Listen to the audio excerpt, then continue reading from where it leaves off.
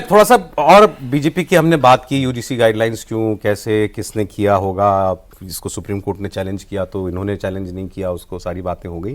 अब बाकी पार्टियों का भी मैं रुख सर देख रहा था। मायावती जी ने कहा सुप्रीम कोर्ट ने रोक लगा के ठीक किया, कांग्रेस ने कहा रोक लगा, मायावती जी का रिएक्शन बहुत संतुलित है। तृणमूल कांग्रेस तक ने कहा कि जो किया सुप्रीम कोर्ट ने ठीक किया। अखिलेश यादव ने भी कहा कि न्याय करना सुप्रीम कोर्ट का काम है, न्याय हुआ। तो सारी पार्टियां जो हैं ये क्यों, और सबको जो है वो बैकवर्ड वोट सबको चाहिए, लेकिन सब क्यों जो है इस इन गाइडलाइंस के स्टे के साथ हो गई? देखिए, जितने लोगों को आपने बताया, चाहे मायावती हो, अखिलेश की बात कर रहे हैं, ममता की बात कर रहे हैं, इनको पता है कि ओबीसी हमारे साथ ही रहेगा। अच्छा, वो चाहते हैं कि हमारे साथ फॉरवर्ड क्लास जुड़े। मायावती तब जाकर सत्ता में बैठी थी जब ब्राह्मण उनके साथ आए, अखिलेश यादव के साथ राजपूत आए तब आए। उसी तरह से बिहार में राजपूत गए थे, हाँ, उनके साथ राजपूत गए थे। तो सत्ता पाने के लिए वो इस तरीके से स्टेटमेंट दे रहे कि कहीं फॉरवर्ड क्लास मुझसे नाराज ना हो। ओके। यदि आप बंगाल का पिछला चुनाव देखेंगे, वोट परसेंटेज भी आया बीजेपी के पास और 3 से 77 गया, लेकिन उससे ज्यादा सीटें लेकर ममता आई थी, 202 सीटें लेकर आई थी विधानसभा में। लेकिन भारतीय जनता पार्टी ने जो वहां पे बढ़ाव किया था, तो उसमें सबसे बड़ा कोई झुकाव था, तो वो बंगला भाषी जो थे, उसमें जो अपर कास्ट थे, वो जाकर मूव कर गए थे बीजेपी के तरफ से। तो उनको पता है कि ये जो बैकवर्ड क्लास हो मेरे साथ है, तो अगर कोई हमें कास्ट जोड़ना है तो फॉरवर्ड क्लास को जोड़े, ताकि हमारा जो गेन है वो दिखे। क्योंकि एसआईआर के बाद बंगाल में बहुत बड़ा खतरा है। उसी तरह से उत्तर प्रदेश में होगा। उत्तर प्रदेश में कहा जा रहा है 2.5 करोड़ का वोट जो कटा है, तो भाई जुड़ेगा भी कितना है, अभी तो देखिए उसके जुड़ने का। बिहार की भी बात है, फॉरवर्ड क्लास को कोई नाराज नहीं करता, कोई नहीं नाराज कर, अब दोनों पार्टियां जी। अब लेकिन हमने एक बार हम लोग बात कर रहे थे इसी प्रोग्राम में कि शायद 2018 मध्य प्रदेश के इलेक्शन में एक बार फॉरवर्ड क्लास नाराज हो गई थी, और उस बार सरकार, मैं ये नहीं कह रहा उसी वजह से, मगर वो भी एक फैक्टर था, बहुत बड़ा फैक्टर था। सरकार नहीं बन पाई थी शिवराज सिंह चौहान की। मध्य एक साल बाद राजस्थान, छत्तीसगढ़ तीनों फिर ज्योतिरादित्य सिंधिया सरकार ले आए थे एक साल के बाद, वो अलग बात है। लेकिन मतलब ये ऐसा मुद्दा है, आपको लगता है कि फॉरवर्ड कास्ट जो है वो झटका भी दे सकती है बीजेपी को? नहीं, जिस तरह से जा रहा था उसमें लग रहा था, लेकिन सुप्रीम कोर्ट का जो फैसला आया उसने जो है आग में पानी डालने का काम किया है। अच्छा, अब सरकार पर निर्भर, सरकार क्या जवाब देती है 19 मार्च को, क्या स्टैंड लेती है, उसके बाद जो नई गाइडलाइंस बनेंगी वो किस तरह की बनती हैं, स्टेक होल्डर्स से कितनी बातचीत, कितना राय मशवरा करके बनती है, सब उससे संतुष्ट होते हैं कि नहीं। सब तो नहीं हो सकते, लेकिन ज्यादा से ज्यादा लोग होते हैं क्या? मतलब बीजेपी डैमेज कंट्रोल कर सकती है, अभी भी कर सकती है, करना ही, मतलब उसका कोई विकल्प नहीं है बीजेपी के पास। लेकिन कितना कर पाएगी वो निर्भर करेगा उसका रवैया क्या होता है।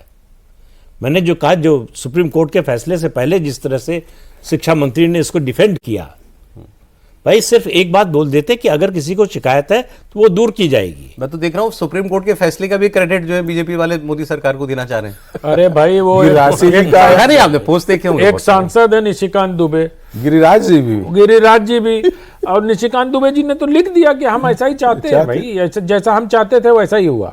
तो मतलब उत्साह में लोग आ जाते हैं। चाहते थे तो आपने पहले क्यों नहीं मैं किया? वही कह रहा हूं। देखिए, मैं सिर्फ कह रहा हूं, लोकतंत्र में संवादहीनता की स्थिति जब आती है तब ऐसे संकट आते हैं। जो भी संवादहीनता करेगा उनके सामने ऐसा संकट आएगा।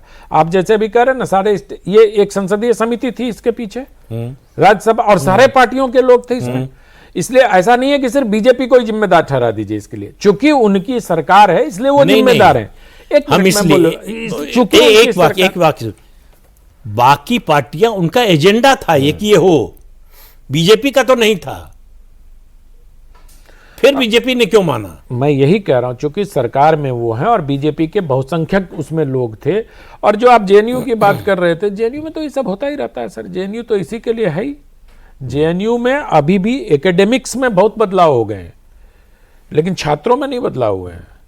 तो जेएनयू का उदाहरण कोई उदाहरण नहीं हो सकता। इसमें सरकार को सारे स्टेक होल्डर से, मैं बार बार दोहरा रहा हूं इस बात को, सबसे बात करनी होगी। छात्रों को ये भरोसा देना होगा, चाहे वो सवर्ण हो, चाहे ओबीसी हो, चाहे दिव्यांग हो, चाहे इकोनॉमिक वीकर सेक्शन के छात्रों, सबको ये विश्वास देना पड़ेगा कि ये कानून सबके हितों की रक्षा करेगा।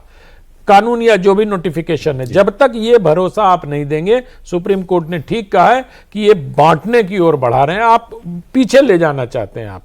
और आपने तो देखा एक आरजेडी की प्रवक्ता ने किस तरह से कहा फंसाना चाहिए। हाँ, वो कह रहे हैं, उन्होंने कहा कि चप्पल मारो और सदियों से हुआ है तो अब जानबूझ के फंसाना चाहिए। भाई सदियों से हुआ है तो सदियों से, अगर किसी के बाप दादा ने किया तो उसके पोते को क्यों सजा दे रहे हो भाई? पोता थोड़ी ना आपको कुछ कर रहा है। ओबीसी जो है प्रताड़ित समाज का हिस्सा नहीं है, मैं यही कह रहा हूं। SC ST है, तो इसलिए ओबीसी जो है शैक्षणिक और आर्थिक रूप से पिछड़ा हुआ वर्ग है। सर, सुप्रीम कोर्ट ने कहीं कहा था कि ओबीसी जोड़ो इसमें? ना, कभी नहीं। सौरभ जी दूसरा एक सुप्रीम बात कोर्ट बता रहे हैं। केवल इतना कहा था कि 2012 की जो गाइडलाइंस है उनको ज्यादा प्रभावी बनाइए और ठीक से लागू कीजिए। और सौरभ जी जिस प्रवक्ता की बात कर रही हैं और जिस उस जाति से आती हैं, भारत का एक रिसर्च निकाल लीजिए, वो जाति आज सबसे ज्यादा शेड्यूल कास्ट माने हरिजनों और इनका जमीन पे कब्जा करके बैठे हुए हैं। आप निकाल लीजिए, उसमें अपर कास्ट नहीं मिलेंगे। ये वही कास्ट है जो सबसे ज्यादा शेड्यूल कास्ट ठाकुरों ब्राह्मणों के लठैत कौन हुआ कौन करते हुआ? थे? अरे आपने थोड़ा तो खोदा होगा सर, ये जिनमें निकला कहां से था? गाइडलाइन कहां से आई थी? ये गाइडलाइन जो है इस मतलब नहीं, मुझे मालूम नहीं है, मैं केवल अपना अनुमान बता रहा हूं कि जो 2024 में हुआ उसके बाद की जो ओबीसी की राजनीति है उसमें हम अपने विरोधियों से आगे निकल जाएं। और ये गलतफहमी कि अपर कास्ट का कोई रिएक्शन नहीं आएगा, रिएक्ट नहीं करेगा। हाँ, जो हम कहेंगे चुपचाप उसी को मान लेगा। इन दोनों का नतीजा ऐसा मुझे लगता है, हो सकता है बिल्कुल गलत हो, लेकिन इसके अलावा कोई कारण दिखाई नहीं दे रहा है कि क्यों ऐसा किया। आज सुबह एक साथी ने एक और बात कही, उन्होंने कहा कि ये सारा विवाद जो है और सुप्रीम कोर्ट का उस पर स्टे लगा देना, ये बताता है कि आज भी देश में सबसे ताकतवर सवर्ण समाज ही है। नहीं, ये तो अहंकारोक्ति है, ये आपके वो मित्र नहीं, जरूर- वो अहंकार में नहीं कह रहे थे। अच्छा, है सवर्ण समाज से ही, नहीं, लेकिन वो लेकिन वो कह रहे थे कि मतलब वो अदर वे में कह रहे थे नहीं, ये बताइए कि, नहीं, नहीं, कि कोई इमेंसिपेशन नहीं हुआ है अभी नहीं, देश ये में। बताइए, ये तो अभी बैलेंस नहीं बना है। बैलेंस तो पूरा बना हुआ है। अभी तो केवल स्टे आया है। SC ST के बारे में जब फैसला आया था सुप्रीम कोर्ट का, सरकार ने उसको संसद से बदल दिया तो सबसे ताकतवर SC ST हो गया।